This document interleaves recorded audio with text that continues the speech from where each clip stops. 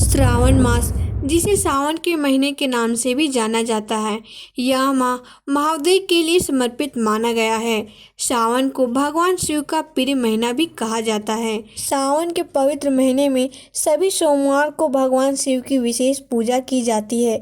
इस महीने में भक्त कांवड़ यात्रा भी निकालते हैं, व्रत रखते हैं और शिवालयों में जाकर भोलेनाथ का अभिषेक करते हैं। इस साल सावन महीने की शुरुआत 11 जुलाई शुक्रवार को हो रही है। लेकिन क्या आप जानते हैं कि सावन का नाम कैसे पड़ा और यह महीना भगवान शिव को इतना प्रिय क्यों है? तो चलिए दोस्तों, आज की वीडियो में हम सावन महीने से जुड़े रहस्यों को जानते हैं और क्यों भगवान शिव को यह महीना इतना प्रिय है। तो चलिए जानते हैं, आखिर क्यों महादेव को प्रिय है सावन। हिंदू कैलेंडर के अनुसार पांचवा महीना सावन है। वहीं हिंदू महीनों के नाम पूर्णिमा के दिन चंद्रमा को विशेष नक्षत्र में देखते हुए रखे गए हैं। जब हिंदू कैलेंडर का पांचवा महीना शुरू होता है तो चंद्रमा श्रावण नक्षत्र में विराजमान होते हैं। यही कारण है कि इस महीने को श्रावण मास कहा गया और धीरे धीरे बाद में श्रावण को सावन कहा जाने लगा। महादेव को प्रिय है सावन माह। पौराणिक कथाओं के अनुसार इसी महीने में माता पार्वती ने भगवान शंकर को पति रूप में पाने के लिए व्रत किया था। उन्होंने इसी महीने में घोर तपस्या भी की और शिव जी को प्रसन्न भी किया। यही कारण है कि भगवान शिव को यह महीना अत्यंत प्रिय है। ऐसी मान्यता है कि सावन में ही भगवान शिव धरती पर आए और अपने ससुराल गए थे। इस माह से जुड़ी कई पौराणिक कथाएं हैं जो इसकी महत्व को बताती है। समुद्र मंथन और नीलकंठ, यह सावन माह से जुड़ी सबसे प्रमुख और व्यापक रूप से मानी जाने वाली कथा है। पौराणिक मान्यताओं के अनुसार देवताओं और असुरों ने मिलकर अमृत प्राप्त करने के लिए समुद्र मंथन किया था। मंथन के दौरान अमृत से पहले हलाहल नामक भयंकर विष निकला, जो इतना विनाशकारी था कि उसकी ज्वाला से पूरा ब्रह्मांड जलने लगा। सभी देवता और असुर भयभीत होकर भगवान शिव की शरण में गए और उनसे सृष्टि को बचाने की प्रार्थना की। भगवान शिव ने समस्त लोक कल्याण के लिए उस विष को अपने कंठ में धारण कर लिया। उन्होंने विष को निगला नहीं बल्कि अपने गले में ही रोक लिया, जिससे उनका कंठ नीला पड़ गया। तभी से उन्हें नीलकंठ कहा जाने लगा। कथा के अनुसार विष की तीव्र गर्मी को शांत करने के लिए देवताओं ने शिव जी पर जल अर्पित करना शुरू किया। तभी से शिव पर जल चढ़ाने की परंपरा शुरू हुई और सावन माह में यह विशेष रूप से निभाई जाती है, क्योंकि इसी माह में शिव ने निष्पान किया था। शिव और पार्वती का मिलन। एक और महत्वपूर्ण कथा के अनुसार माता पार्वती ने भगवान शिव को पति रूप में पाने के लिए सावन के महीने में ही कठोर तपस्या की थी। उन्होंने इस दौरान विशेष रूप से सोमवार का व्रत रखा था।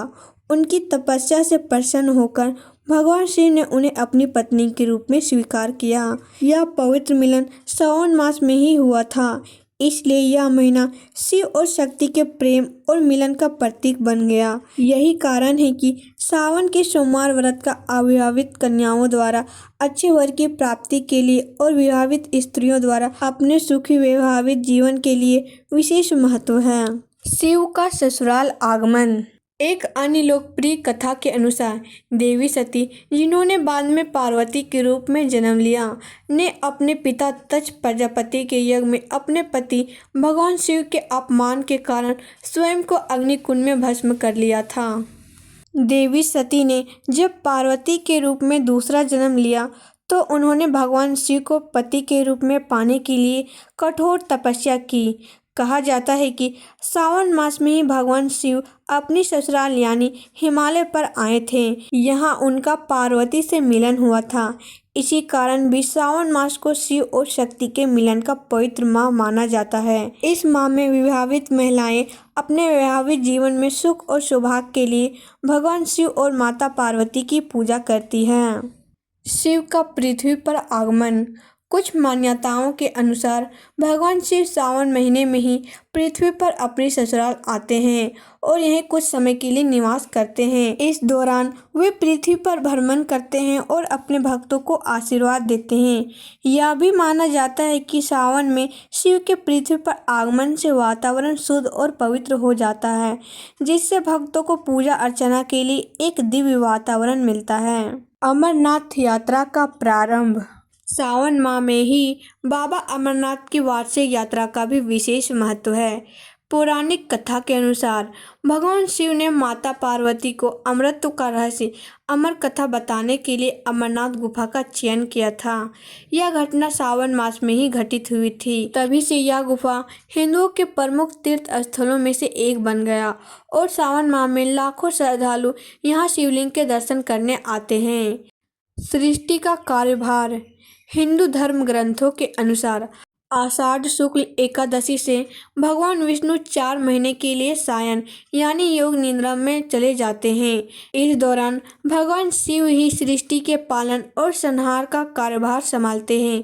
इसलिए सावन का महीना विशेष रूप से शिव की आराधना के लिए समर्पित हो जाता है, क्योंकि इस अवधि में ही भगवान शिव मुख्य रूप से जागृत और सक्रिय रहते हैं। प्राकृतिक सौंदर्य और शीतलता। सावन का महीना वर्षा ऋतु का होता है, जब प्रकृति चारों ओर हरियाली और शीतलता से भर जाती है। माना जाता है कि शिव को यह शांत और हरा भरा वातावरण बहुत प्रिय है।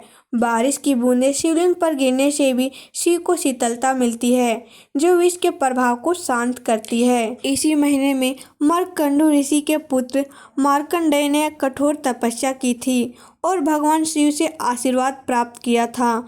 कहा जाता है कि हर साल सावन के महीने में भगवान शिव धरती पर आते हैं और अपने सभी भक्तों को आशीर्वाद देते हैं। ये कथाएं सावन मास में भगवान शिव की पूजा और आराधना के महत्व को बढ़ाती हैं।